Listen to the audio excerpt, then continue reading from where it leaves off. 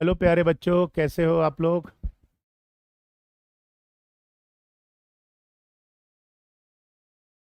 Pushpendra Kushwaha IAS. चलिए।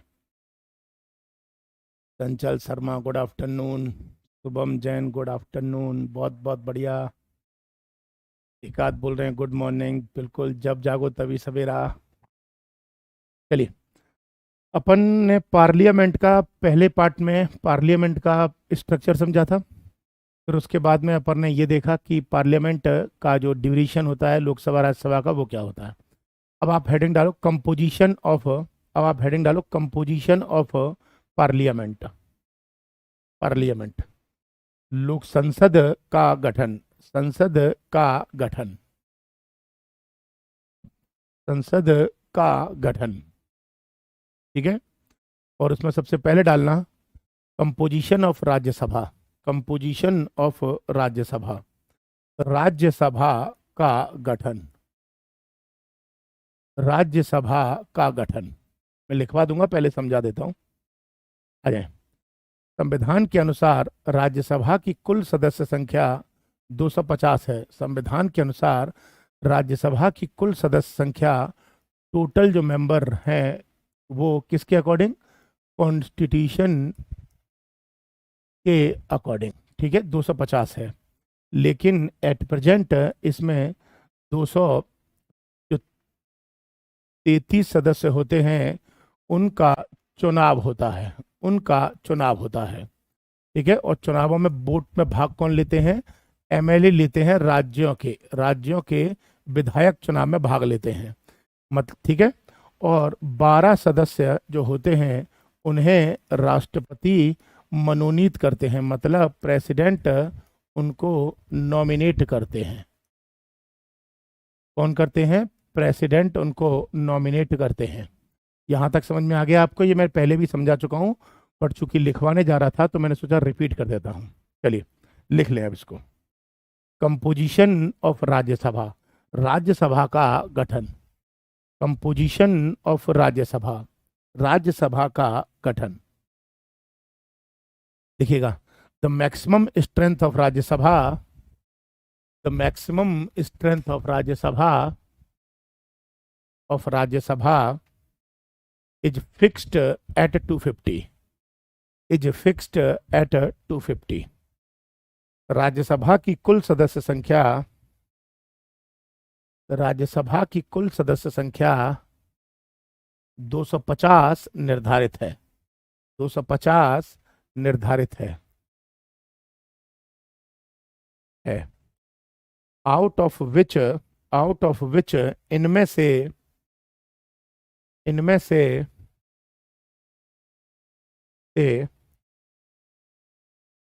233 member 233 member are to be the representatives are to be the representatives of state and union territory. Are to be the representatives of state and union territories. इनमें से 233 सदस्य राज्य और केंद्र शासित प्रदेशों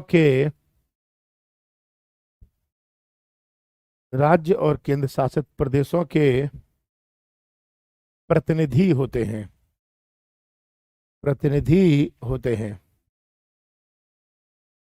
bracket में लिखिएगा। Elected indirectly. अप्रत्यक्ष रूप से निर्वाचित। और ब्रैकेट बंद कर दीजिएगा। And 12 members are nominated by the president। और 12 सदस्यों को राष्ट्रपति द्वारा मनोनीत किया जाता है, मनोनीत किया जाता है। अब राष्ट्रपति कहाँ से मनोनीत करते हैं, तो इसी में लिखिएगा, इसी में लिखिएगा।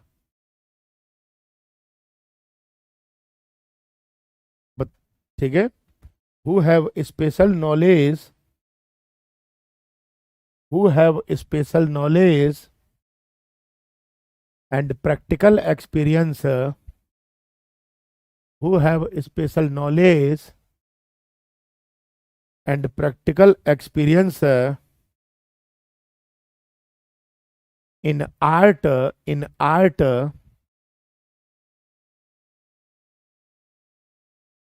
comma, literature, literature, comma, science, science and social service, and social service। ये सदस्य ऐसे होते हैं, ये सदस्य ऐसे होते हैं जिन्हें, जिन्हें कला,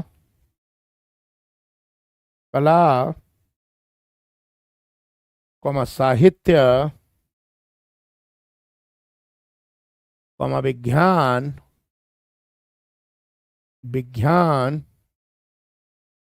और सामाजिक सेवाओं का, सामाजिक सेवाओं का विशेष ज्ञान, विशेष ज्ञान और बृहद अनुभव हो, बृहद अनुभव हो।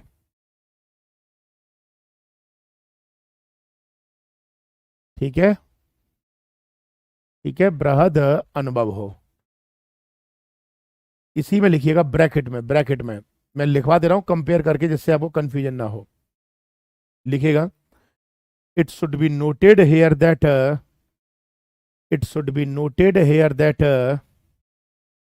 यहां पर यह ध्यान रखना चाहिए कि,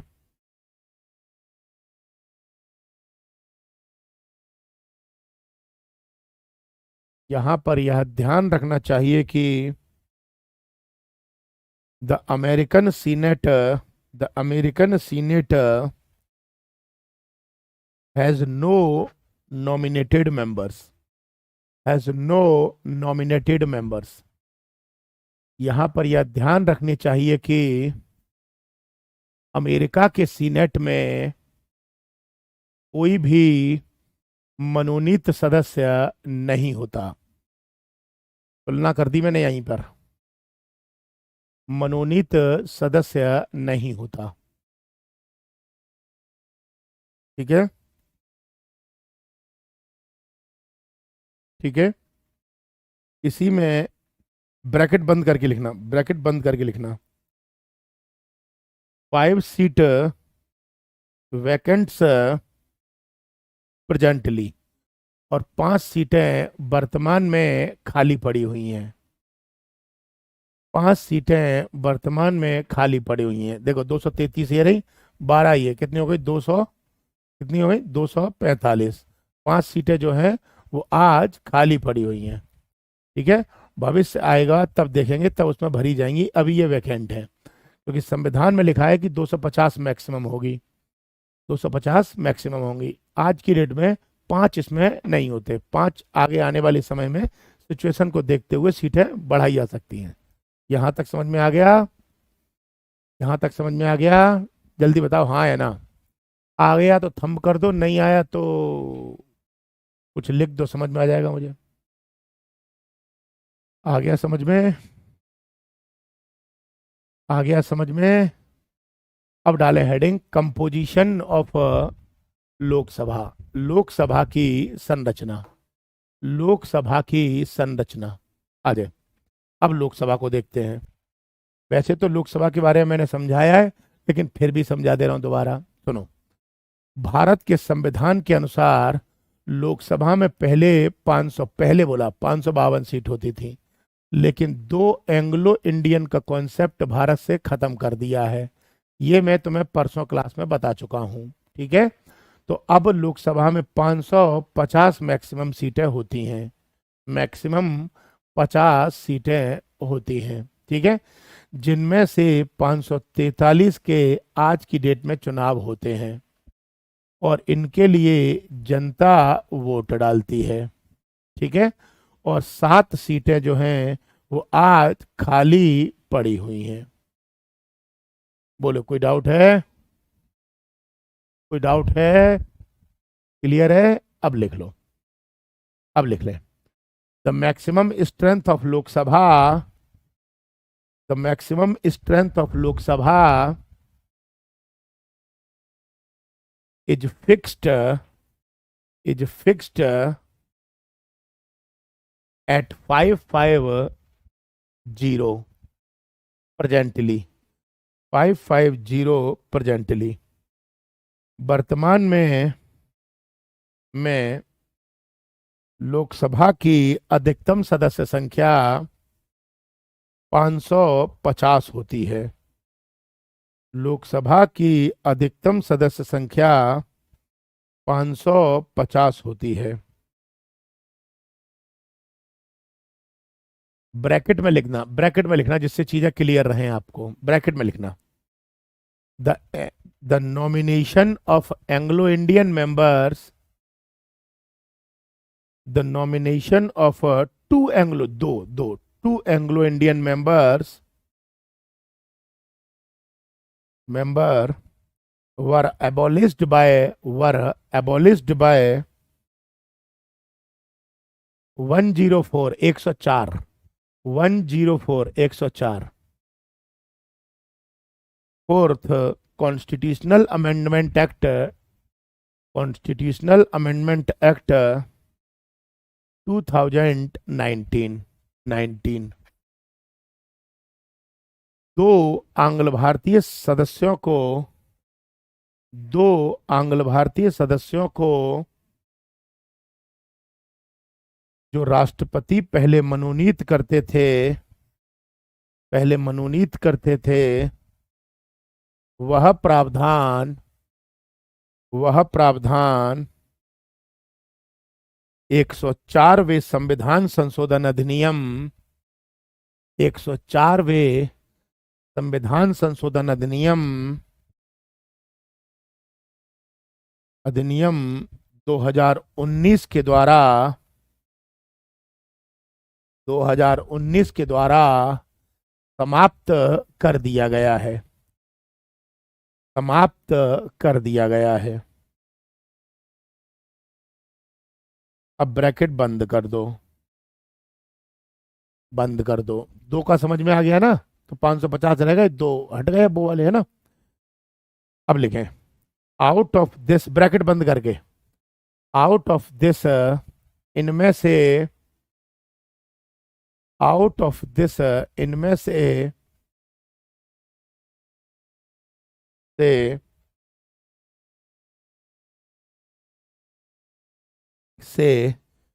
543 members, 43 members are to be the representatives, are to be the representatives of people of India, of people of India, of India। इनमें से 543 सदस्य भारत की जनता का प्रतिनिधित्व करते हैं, भारत की जनता का प्रतिनिधित्व करते हैं। एक बच्चा पूछ रहा है कि राष्ट्रपति 12 सदस्यों को अपनी मर्जी से अपॉइंट करते हैं, प्रधानमंत्री की सलाह पर करते हैं, लेकिन बात वही है। ठीक है। मनोनीत, वो क्या बोला था मैं, इनमें से 543 सदस्य भारत की जनता का प्रतिनिधित्व करते हैं। And the election is based, and the election is based on the principle of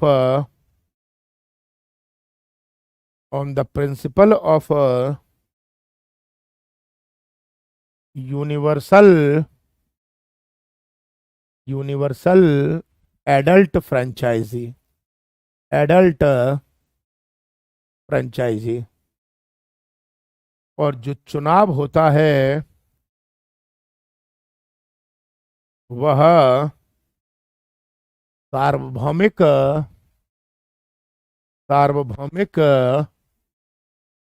वयस्क मताधिकार के माध्यम से होता है। सार्वभौमिक वयस्क मताधिकार के माध्यम से होता है। अब सार्वभौमिक वयस्क मताधिकार क्या होता है? Universal adult franchise. इसमें 18 वर्ष से ऊपर के सभी व्यक्ति जिनका नाम मतदाता सूची में है, वोटर लिस्ट में है, वो वोट डाल सकते हैं। ठीक है, अब इसी में लिखिएगा, every Indian citizen who is above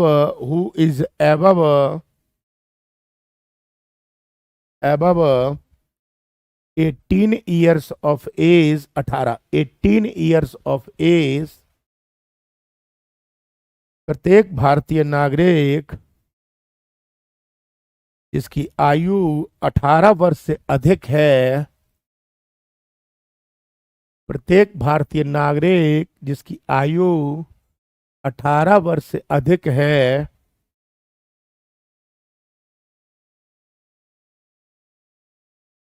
ठीक है,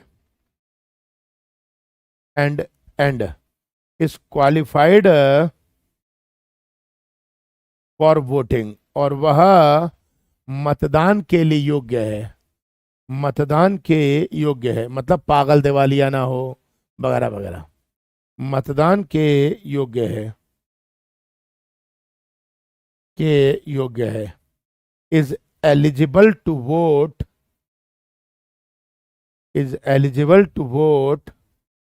टू एट सच इलेक्शन, वह ऐसे निर्वाचन में मतदान कर सकता है।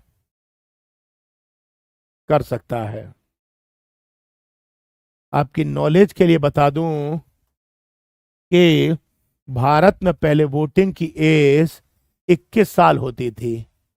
जब 1950 में संविधान बना था तो 21 साल थी, लेकिन सरकार ने इसको घटा के 18 वर्ष कर दिया। 61 कॉन्स्टिट्यूशनल अमेंडमेंट एक्ट से, 61वें संविधान संशोधन से वोटिंग की एज 21 वर्ष से घटाकर 18 वर्ष कर दी गई है। ठीक है, इसी में लिखिएगा। The voting age was reduced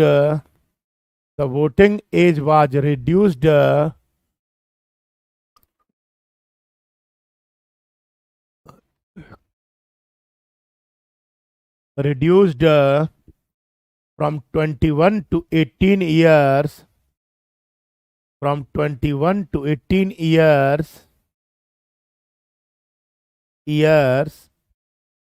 by the 61st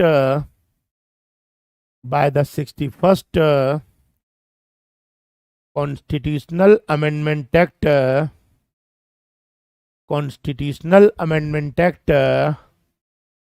1989। वैसे 88 में पास हो गया था, लेकिन 1989 में लागू हुआ था। भारत में मतदान की आयु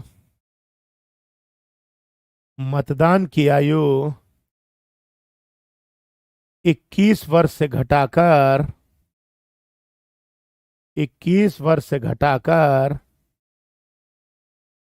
18 वर्ष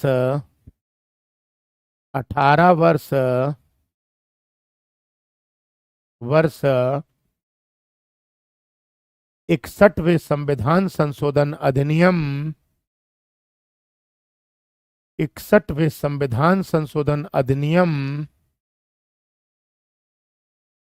1989 को क्या बोलते हैं यार, लिख लेना।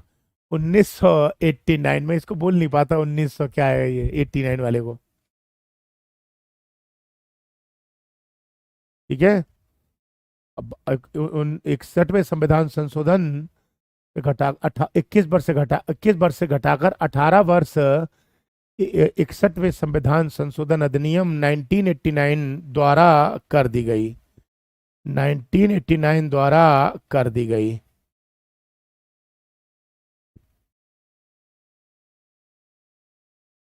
क्लियर हो गया? बताइए, क्लियर हो गया? यहां तक किसी को कोई डाउट है?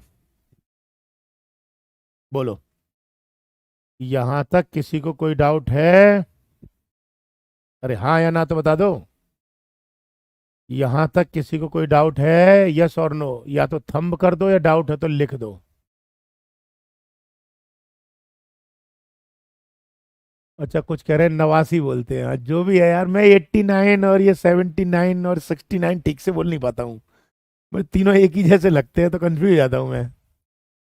इसलिए मैं जब भी बोलता हूँ तो ऐसे बोलता हूँ 1989, आधी हिंदी आधी इंग्लिश। तो इसलिए आप लोग मेरा मजाक उड़ाते हो हैं। चलिए, यहाँ तक कोई डाउट है? बताइए, यहाँ तक कोई डाउट है? यहाँ तक किसी को कोई डाउट है? No doubt, no doubt. बहुत बढ़िया, बहुत बढ़िया। अब अपन लिखते हैं types of election in India, इसी में लिखेंगे types of election in India, ताकि हमें ये समझ में आ जाए कि लोकसभा और राज्यसभा के चुनाव कैसे होते हैं। लोकसभा और राज्यसभा के चुनाव कैसे होते हैं। ठीक है, आ जाए। अब बहुत अच्छे से समझाता हूं। देखो, भारत में इसको अच्छे से समझना, समझ में आ जाएगा तो तुमको लिखने की जरूरत ही नहीं पड़ेगी, इतना बेहतर तरीके से समझाऊंगा। तो लिखना इसको, ठीक है? तो वो समझना, पहले लिखवाना तो बाद में मेरा काम है ना। आ जाए। भारत में इलेक्शन दो प्रकार के होते हैं। पहले को बोलते हैं आनुपातिक, आनुपातिक प्रतिनिधित्व प्रणाली। इंग्लिश में बोलेंगे प्रोपोर्शनल रिप्रेजेंटेशन सिस्टम। ठीक है, ठीक है, प्रोपोर्शनल रिप्रेजेंटेशन सिस्टम। दूसरे को बोलते हैं first past the post system. First past the post system. अब बच्चे ये मत पूछना कि इसको हिंदी में क्या कहते हैं, क्योंकि इसको हिंदी में थोड़ा सा, मतलब first pass the post system को बोलना वैसा है थोड़ा, है ना। तो इसको शॉर्ट में बोलते हैं FPTP। एग्जाम में कभी आएगा तो FPTP जरूर आएगा। बात समझ में आ रही है आपको? ठीक है, एक मिनट। अब सुनो, अब अपन देखते हैं कि ये दोनों इलेक्शन कहाँ कहाँ होते हैं। दोनों इलेक्शन कहाँ कहाँ होते हैं। देखिए, FPTP जो होता है वो लोकसभा के चुनाव में होता है। दूसरा, विधानसभा जो होती है राज्य की, स्टेट की, इसे लेजिस्लेटिव असेंबली बोलते हैं, इसके लिए होता है। दूसरा, पंचायत जो होती हैं, पंचायतों में जिला पंचायत, पंचायत समिति और ग्राम पंचायत में होता है। और अगला, जो म्यूनिसिपैलिटीज होती हैं उनमें नगर निगम में होता है म्यूनिसिपल, नगर निगम में होता है नगर पालिका परिषद, म्यूनिसिपल कॉरपोरेशन और म्यूनिसिपल काउंसिल में होता है। और नगर पंचायत में होता है। FPTP इतने स्थानों पर मौजूद है। ठीक है, और ये जो सिस्टम है ये कहाँ मौजूद है, ये देखो। ये जो सिस्टम है, ये प्रेसिडेंट राष्ट्रपति, वाइस प्रेसिडेंट उपराष्ट्रपति और राज्यसभा, काउंसिल ऑफ स्टेट्स और विधान परिषद जो राज्यों में होती है ना, जिसे लेजिस्लेटिव काउंसिल कहते हैं, उनमें होती है। भारत में जो इलेक्शन है दो प्रकार के, वो ऐसे हैं साफ साफ। पहले तो आप इनको उतार लो, फिर मैं समझाता हूं कि दोनों होते क्या हैं। पहले आप इनको उतार लो, 1 मिनट, 1 मिनट क्या, ज्यादा टाइम नहीं लगेगा। इनको उतार लो, फिर मैं समझाता हूं।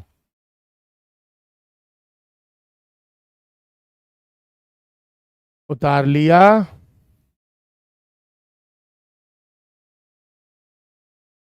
बताइए, उतार लिया?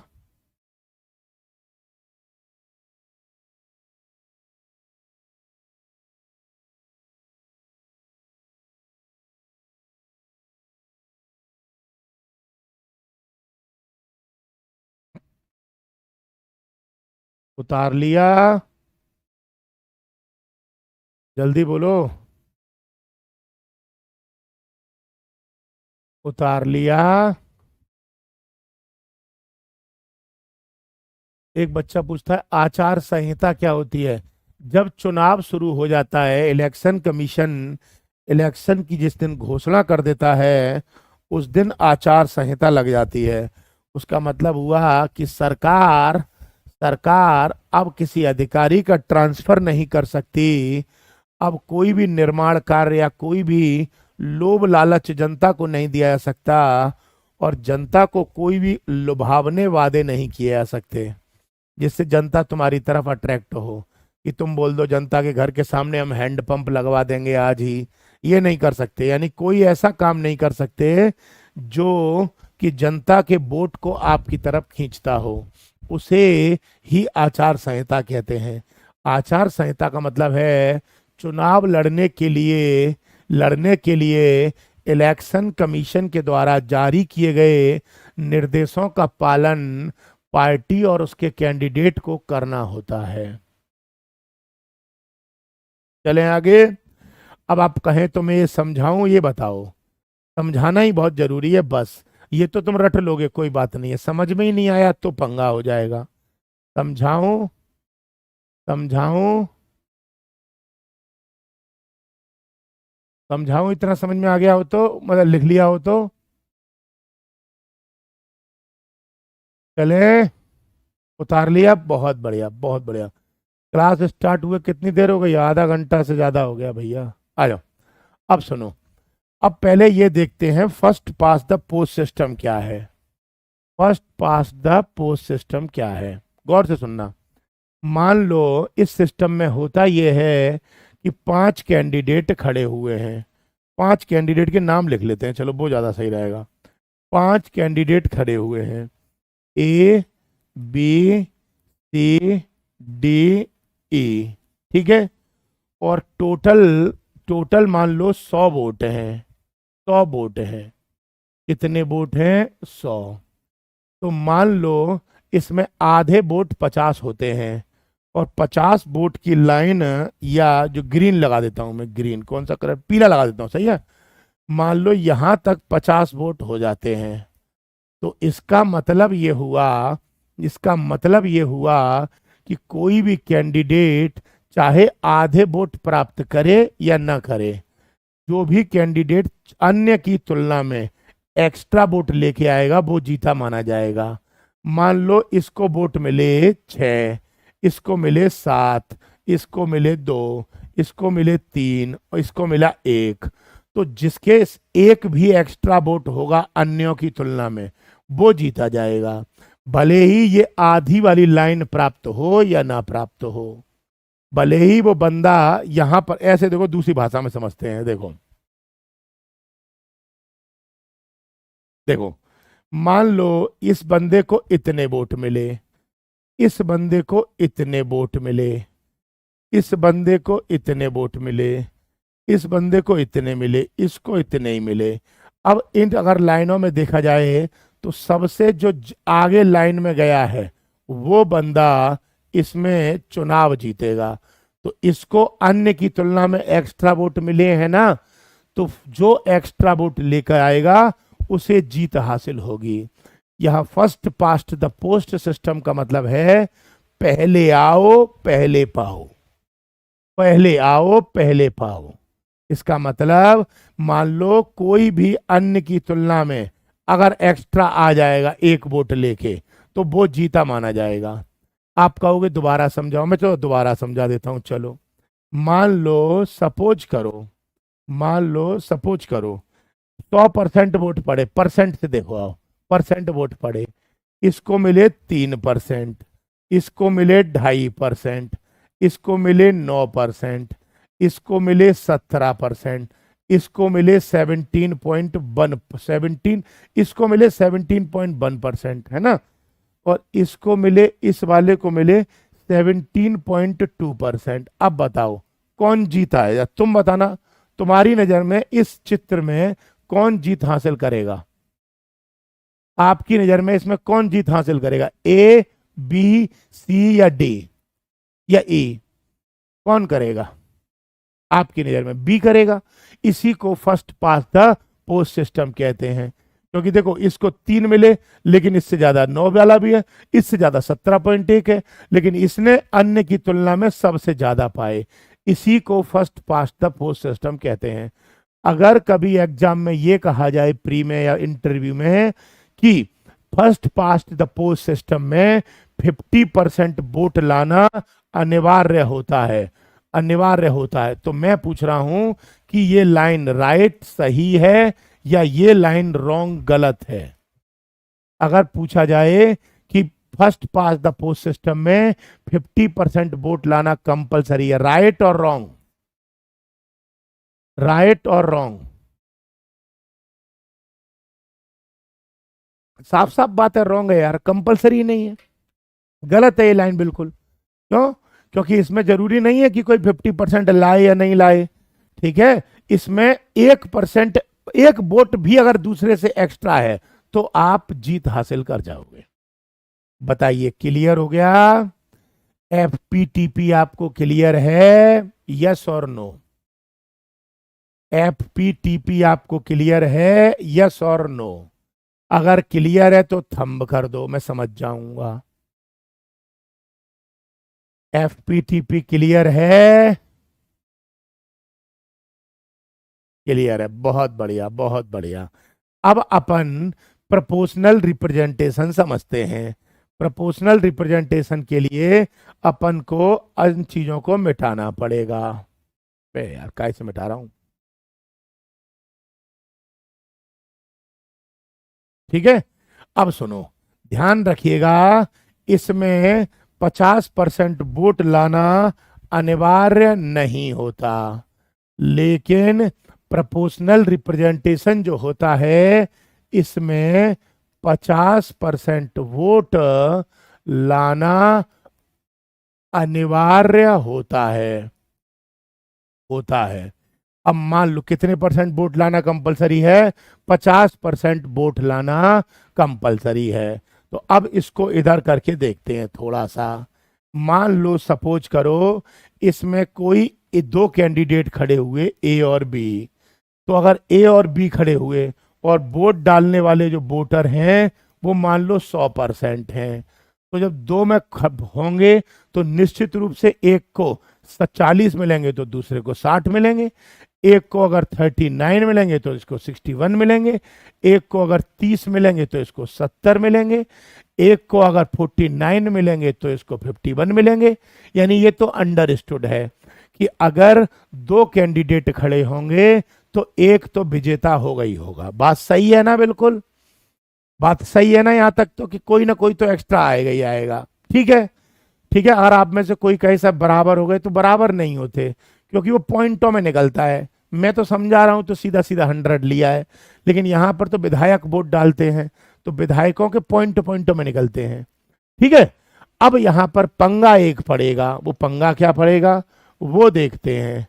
पंगा है ये वाला, मान लो कैंडिडेट खड़े हो गए 5, A B C D E, A B C D ई।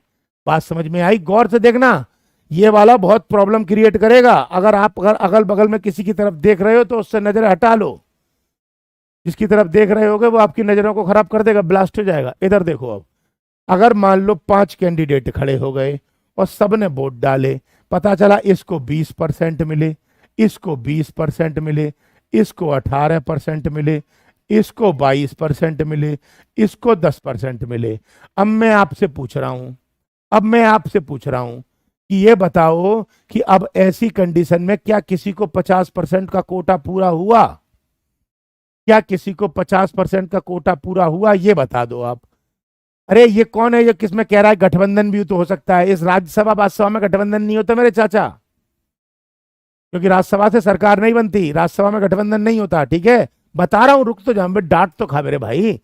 देखो, अब अगर किसी को 50% का कोटा मिला, नहीं मिला, एक ने 20, दूसरे ने 20, तीसरे ने 18, चौथे ने 22, तीसरे ने 10, पांचवें ने 10। अब नहीं मिला ना, तो इसके लिए संविधान में एक शब्द का प्रयोग किया गया है, शब्द का प्रयोग किया गया। गौर से सुनना, फिर बोल रहा हूं, इधर देख लो यार, पंगा फंस जाएगा। ये टॉपिक अच्छे अच्छे को समझाना नहीं आता, टीचर के तो माथे खराब हो जाते हैं इसको समझाते समझाते। तुम तो बच्चे हो यार अभी।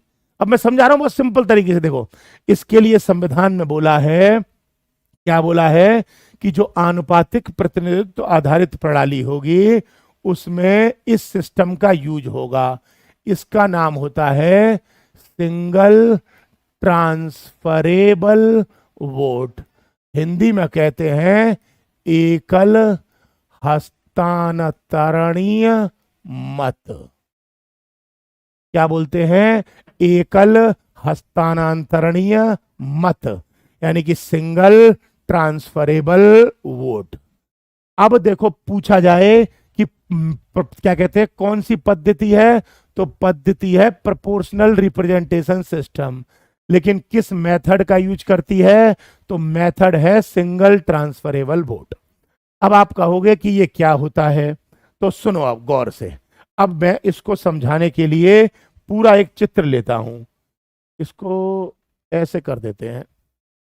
एक मिनट रुको, कुछ चीज हटा दूं इसमें से।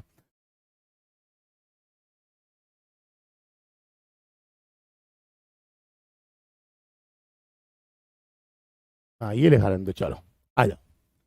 अब मान लो इसमें होता क्या है, जब 5 कैंडिडेट या 4 कैंडिडेट या 3 कैंडिडेट खड़े होंगे, तो ऐसे में जो वोटर होता है, वोट डालने वाला बंदा होता है, वो वोट प्रायोरिटी के बेस पर डालता है, प्राथमिकता के बेस पर डालता है।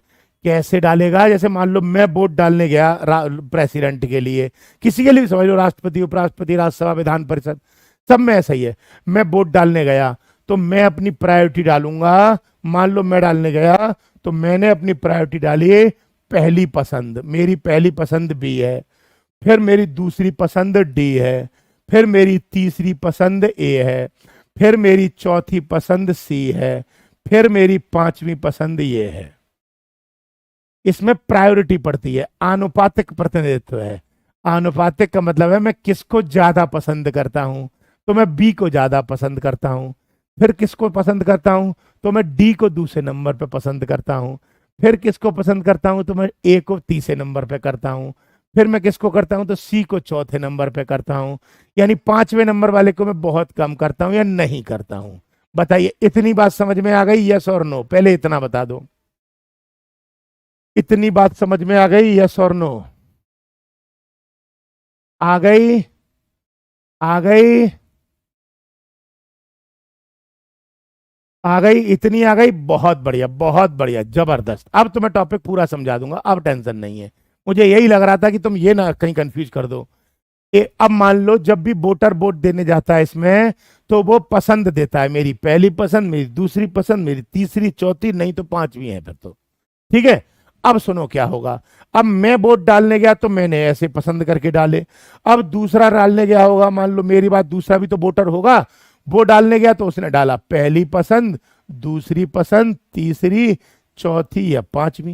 ये तो मैं लिख दे रहा हूं, तो मैं अपने को समझाने के लिए लिख रहा हूं, सही है। फिर ऐसे ही तीसरा वोटर जाएगा, उसने लिखा पहली पसंद, दूसरी पसंद, तीसरी पसंद, चौथी पसंद और पांचवी। फिर अगला वोटर डालने गया, उसने कहा पहली पसंद, दूसरी पसंद, तीसरी पसंद, चौथी पसंद और पांचवी। फिर अगला वोटर डालने गया, उसने कहा मेरी पहली पसंद, मेरी दूसरी पसंद, मेरी तीसरी पसंद, मेरी चौथी पसंद और मेरी पांचवी। फिर अगला डालने गया, उसने कहा मेरी पहली पसंद, मेरी दूसरी पसंद, मेरी तीसरी पसंद और मेरी चौथी और मेरी पांचवी। बात समझ में आ रही है? यहां तक समझ में आ रहा है? आपको नहीं आ रहा? पहले बताओ। इतना बहुत टेढ़ा टॉपिक है, इसलिए बड़े प्यार से समझा रहा हूं। बताओ, समझ में आया?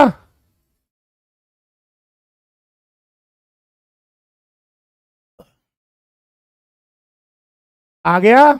Yes yes yes yes yes, बहुत बढ़िया बहुत बढ़िया बहुत बढ़िया। चलो आ जाओ अब टेंशन ना लो, अब तो पूरा समझा जाऊंगा। आ जाओ। अब ऐसे ही और एग्जाम्पल के लिए थोड़ा बड़ा कर लेते हैं इसको, ठीक है। फिर अगला वोटर डालने गया, उसने कहा मेरी पहली पसंद, मेरी दूसरी पसंद, मेरी तीसरी पसंद, मेरी चौथी पसंद, मेरी पांचवी। फिर आगे अगला पहुंचा, अगला वाला भी ऐसे ही बोला, मेरी पहली पसंद, मेरी दूसरी पसंद, मेरी तीसरी पसंद, मेरी चौथी पसंद और मेरी पांचवी। ठीक है। फिर अगला वाला डालने पहुंचा, अगला। अब मैं अपने को थोड़ा समझ लूं कि समझ न समझ मुझे तो पता है, लेकिन चूंकि कैलकुलेशन बिल्कुल तुम्हारे सामने सटीक बैठे, क्योंकि मैं तो रैंडमली लिख रहा हूं, बिल्कुल याद तो करता नहीं हूं इसमें कुछ भी, है ना। तो मैं समझने के लिए, आपको समझाने के लिए थोड़ा सा इस पर दिमाग मान लेने देना, है ना।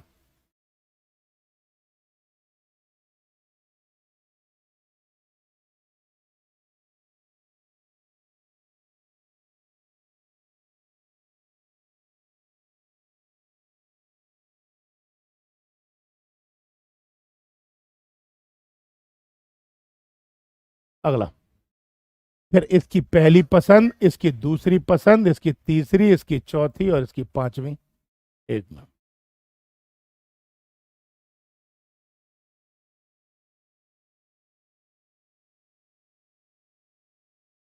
चलिए।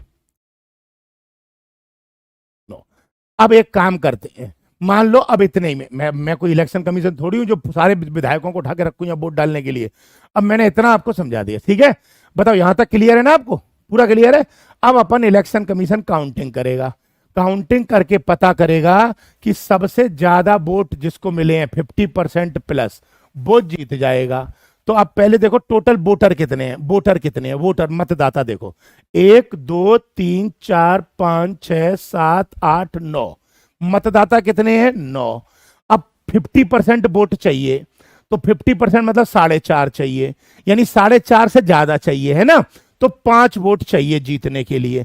अब चेक कर लेगा इलेक्शन कमीशन कि किसी को 5 वोट मिल गए तो वो जीत गया, और नहीं मिले तो वो हार गया। ठीक है। अब देखो कैसे है, काउंट करते इसको कितने मिले।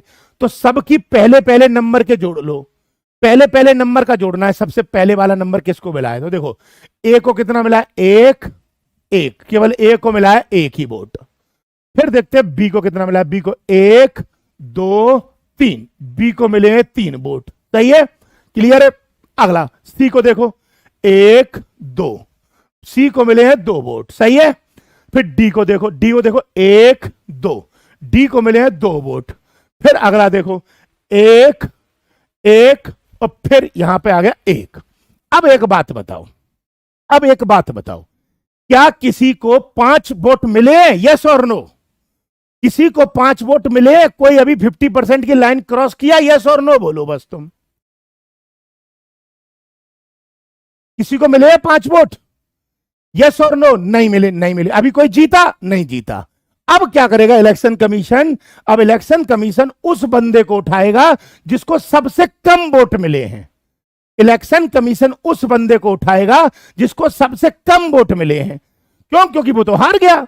तो वो कौन है? वो है ये। एक तो इसको, ये हार चुका, ठीक है, और एक इसको भी एक ही वोट है, ये भी हार चुका, यानी ई और ए हार गए। अब ठीक है, ठीक है। अब सुनना, इधर देखना, अभी गेम देखना, इधर इधर, उधर नहीं देखो कहीं भी उल्टे सीधे, इधर देखो मेरी तरफ। अब इलेक्शन कमीशन उन 2 वोटों को उठाएगा। इस एक आदमी ने कहा था कि ए जीतेगा, ए हार गया, ये ए जीतेगा, ए हार गया, है ना। तो अब इलेक्शन कमीशन इस बंदे की पसंद देखेगा, इसकी दूसरी पसंद कौन थी। तो पता चला इसने बताया था दूसरी पसंद ये थी, यानी कि इसकी ये हारने की कंडीशन में इसका वोट इसे ट्रांसफर किया जाएगा, यानी इसको मिल गया 1 वोट और। यानी पहली पसंद वाला हार गया तो उसका वोट कौन सी पसंद वाले को देना है? दूसरी। समझ में आया? अब काउंट करो है। अब देखो फिर इस वाले का देखो, ये भी हार गया, मतलब ये हार गया, तो इसका वोट किसको जाएगा? इसको। सही है, यानी इसको भी एक वोट मिल गया। यहां तक कोई डाउट है या नहीं? क्लियर है तो क्लियर बोलो, बस थम कर दो, मैं समझ जाऊंगा। टॉपिक तो ऐसा समझा दूंगा नाचने लगोगे तुम यार। बोलो, अभी देखना इसी में जिताऊंगा एक। बोलो क्लियर है? No doubt, no doubt, no doubt. Clear है, क्लियर है, बढ़िया बढ़िया। अब तुम देखो तो जाओ, तुम सिंगल ट्रांसफरेबल वोट, ये प्रोपोर्शनल रिप्रेजेंटेशन जिंदगी भर नहीं बोलोगे, ऐसा समझा के जाऊंगा कभी भी। अब सुनो, अब देखो, दो हार गए, उनके तो कट्टा करूं पहले। अबे हटो, ये कलर लो, ये हार गया, ठीक है, ये हार गया, यानी कि ये दोनों गए। अब बताओ, अब काउंट करते हैं कि कोई जीता। तो देखो, इसको वोट मिले हैं 4, 3 + 1 = 4, इसको मिले हैं 3, 2 + 1 = 3, इसको तो 2 ही है। अभी भी कोई नहीं जीता, तो अब उस आदमी को उठाओ जिसके सबसे कम अभी भी है, तो वो है ये। यानी कि अब इसकी बारी आएगी। अब इस इलेक्शन कमीशन उन बंदों को उठाएगा जिसने इसको पहली पसंद बताया था। तो आ जाओ, इसने बोला था पहली पसंद ये, और ये हार गया, तो इसने कहा था मेरा वोट इसको दे देना, दे दिया, तो यानी एक वोट इसमें बढ़ा दो। सही है। अब देखो वो दूसरा कौन है? दूसरा है ये, ठीक है, दूसरा है ये, इस पे है ना, इसने कहा था मेरी पसंद ये है, और ये हार जाए तो इसे दे देना, लेकिन ये ऑलरेडी हारा हुआ है, तो इसने कहा मेरी तीसरी पसंद है ये, तो मेरा वोट इसको दे देना, इसको दे दिया एक और। अब काउंट कर लो, देख लो, ये निकल आया पूरा 5 और ये रह गया 4, यानी कि इस एग्जाम्पल में जीता कौन है? सी। अब इधर देखना, इधर इधर इधर इधर आजा, इधर आजा भाई साहब, ओ भैया इधर इधर इधर। अब देखना, 1 मिनट, क्लियर हो गया? यह बता दो हाँ है ना। अभी तुम्हें एक खेल समझाता हूं, रुक जाओ तुम। क्लियर है? क्लियर है, क्लियर है, रुको। अब इधर देखो, ये कितने पीस है? अरे मतलब कितने बंदे खड़े हैं तुम्हारे सामने? ये कितने आदमी खड़े हैं सामने? मेरे को छोड़ दो, ये कितने बंदे खड़े हैं सामने? ये बोलो, ये जो तकलू भाई खड़ा है, ये कितने हैं? ये कितने? एक है ना। इधर देखो, इलेक्शन कमीशन ने इससे कहा कि वोट डालो प्रायोरिटी के बेस पे, तो इसने बोला मेरी पहली पसंद ये, और ये हार जाए तो मेरी दूसरी पसंद ये हार जाए तो मेरी तीसरी पसंद ये। इसी को बोलते हैं सिंगल ट्रांसफरेबल वोट, एकल हस्तांतरणीय मत पद्धति। क्लियर हो गया? क्लियर हो गया?